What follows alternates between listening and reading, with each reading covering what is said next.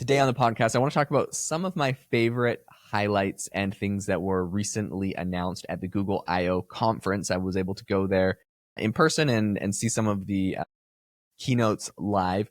And one in particular that I think got a lot of traction when I posted about this on LinkedIn was this new AI try-on tool that Google has created that essentially allows you to try on clothes, but among a ton of other interesting things that I will be getting into. Before we get into all of that, I wanted to mention my startup, AI Box, has officially launched our first product. It is the AI Box Playground. If you've been listening to the podcast, you know I have been talking about AI Box for like the last couple years, but it's always been like, get on the wait list. Like, we're launching something soon. And development always takes longer than you want. I have learned with my software startups in the past, but I'm super excited. AI Box is officially live with our first beta product. It's a playground that allows you to test all of the top AI models all in one place.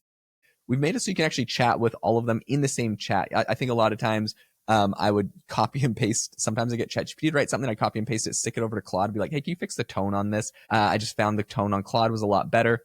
And then I'm like, okay, fantastic. Now I need like an image for this document I'm making. And I'd, go over and use Flex on Grok to generate the image and throw it in there. And I'm like, okay, cool. Now I want like an audio voiceover to read this so I can use it for something. And I would go and use 11 Labs. All of those products are in the same chat interface on AI Box. So you could do all of those tasks and that workflow I just explained in one chat, get all of them there. It understands the context of all the past messages. It is incredibly useful. You don't need subscriptions to all of those different platforms. It's just $19 a month and you get access to all of it. So if you want to check it out, it's aibox.ai. I have a link in the description. But let's get into what Google has been cooking up this past weekend. Google is obviously taking everyone by storm, and the saying is Google is the new Google. When everyone's like, who's going to be the new Google? And it's like, Google apparently is going to be the new Google because they are not getting left behind on the AI front. They got a lot of criticism for their slowness to adopt AI into search, but even that they announced they are now doing. So, of course, they have a really interesting tool, which is kind of like this clothing try on. At the conference, they had a lady go up and she was talking about a dress that she liked. She found a picture of the dress and then she, sent it over to the new Google try on tool. And added a picture of an image of her wearing that actual dress. So it was a really impressive demo. And I think a lot of people are going to be excited about that for online shopping. I think this unlocks a lot, but I think it just gets to the overall point of kind of what Google is doing here, which is that they are creating tools and features with their AI that will be embedded into current Google products. So Google Shopping is evidently going to get this, and you're going to have companies like Shopify that probably really want this, and I'm not sure if they're actually going to give access to it. And if they do, they'll make money, but if not, then Google Shopping is going to have a specific competitive advantage over Shopify or Amazon or other tools. And so other people are going to have to try to catch up and copy those things. So Google's making really strong competitive edges for themselves. The post I posted about from the conference that really got a lot of attention was about the new Google AI mode. People were giving them a lot of criticism, saying Perplexity was kind of running away with search. We, for the first time, saw Google lose, or like, I don't know if we would say lose, but like these AI tools were taking over like 5% of the search market that we saw. Like Google was losing about 5% share, and that was in the last like quarter or something like that from ChatGPT and Perplexity and some other tools. And so I think for the first time ever, before we're seeing like, oh, there's no impact on search. Google's just going to be dominant there. People are using ChatGPT for other things. And it felt like for the first time we were seeing Google really, I don't want to say struggling, but like they're getting competitors that are being taken very seriously, coming in and doing some serious actual numbers. We're seeing actual numbers. So they obviously saw that this was an issue and they unveiled something called AI mode, which I think the most impressive thing about this is it's like its own standalone site beyond just being on Google, where you can go and do searches kind of like ChatGPT or Perplexity. It's going to go do all the research. It will go do hundreds of searches on Google, skim all the results, and then do research and put it all together for you. I think this is a great tool. It's kind of like a deep research tool with links that ChatGPT and Grok and even DeepSeek were all trying to do. So it's like not too crazy or revolutionary of a product, from being honest, because other people are doing it, but obviously it's what people want. And so Google realizes there is an evolution to search. Now, the one big announcement that they made along with this is the fact that there is going to be ads embedded in this. So their ads business is not being disrupted. Now, a lot of people are saying, well, why would I use this over, something like Perplexity or ChatGPT? And I mean, I think there's one thing I will say is we are going to see a ton of people using this for quote unquote free. They're not going to pay like a $20 a month subscription to Perplexity or ChatGPT and they get the same kind of results here. There will be ads in it, but maybe they'll overlook that for the free model. So I think that's an element of it. It's nice with ChatGPT or Perplexity that you obviously can use them for $20 a month and not get ads. That's something I appreciate.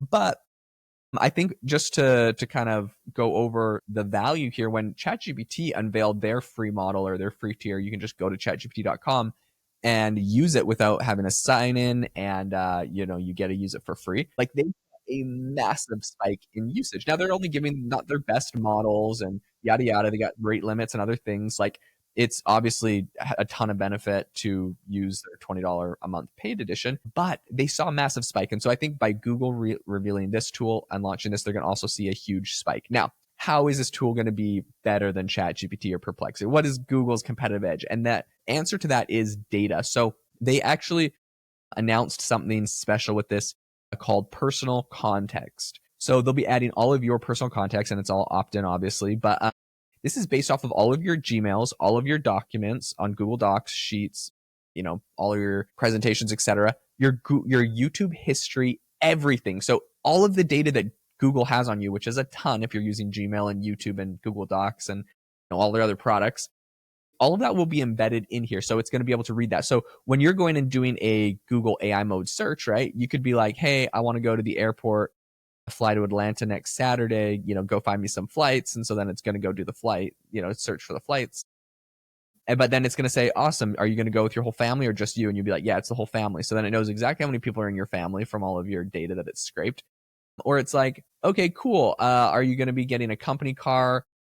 Because you always get your company works exclusively with like Hertz. So we're going to go get it like with Hertz, right? Like it's going to be able to grab all this data that you just don't have to tell it. So you'll be able to, I think what's cool here is it's like when you think about like a personal assistant, for example, what's the value of a personal assistant? I mean, they're going to go do all these tasks for you that you need, but they know everything about you. That's why they're so valuable. They know everything about you. And so when a personal assistant is going and, if you're like, let's say you have a personal assistant and you're like, hey, go book a meeting with this person. They know what the meeting's going to be about. They know like the context of everything in the background. Whereas if you just went to a fresh tab on ChatGPT and was like, hey, go accomplish this task for me or do this, it doesn't know anything about you. And so it's just kind of limited. So you got to tell it pretty much, which is really labor intensive. Like it takes up way more energy to be like, book a flight for 7 people at 2 p.m. on Friday after I get off of work. Make sure that I do X, Y, and Z. Make sure that it's to this location. Make sure, you're not booking it with this car rental company. You do it with this one. Make sure you're using the airline that I have the most frequent flyer points for. Use my frequent flyer point, right? Like you could go crazy on one of these agents and give it a really detailed thing. But if it had all the information about you, like it could just know all of that. And all you'd have to say is, hey, based off of what my information and what I usually book, go get me a flight to Atlanta next Friday. And it could pull up the details and maybe you approve it or whatever. But all the personal information makes it so much better. So I'm really excited to see what they're able to do there. They also, of course, added deep search. It was kind of funny, like an anecdote from the conference is that when Sundar announced deep search wasn't, or I think it was the head of of Google DeepMind. When they announced deep search, it wasn't like, so a lot of their big announcements they made when they announced AI mode and a lot of other things, there was like thundering applause. Everyone's like super excited. I mean, it's a Google conference and Google's announcing features and a lot of people are like employees. So they're super excited. One funny thing is when they announced deep search, there was not a lot of applause, like a couple of people here and there, but it's interesting because like on the teleprompter, like you could see, because for like people with, hearing impairments had like a teleprompter with all the text. So you kind of knew what like they were going to say and or what they're saying and stuff.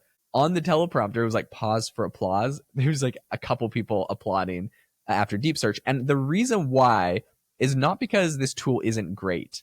In my opinion, this tool is pretty cool, the deep search that Google is adding, but it's not new, right? Everyone kind of has a deep search. Google or OpenAI has one, Grok has one, DeepSeek has one. And so it's like, sure, it's cool, but it's like, okay, this came out like months ago for everybody else. So great, we caught up and now we have a deep search, but I don't know, whatever. So in any case, I will say this does make the tool much more useful. This is awesome. This is great for Google. It's not novel. I'm not going to give them too many like kudos to having rolled this out in the, in the entire because other people did it first and have been, they're obviously just kind of copying it. So very cool updates. I think the personal context is probably one of the biggest game changers that we're seeing here. I'm excited to see how this rolls out and how people are using this. So you can actually go and try it today.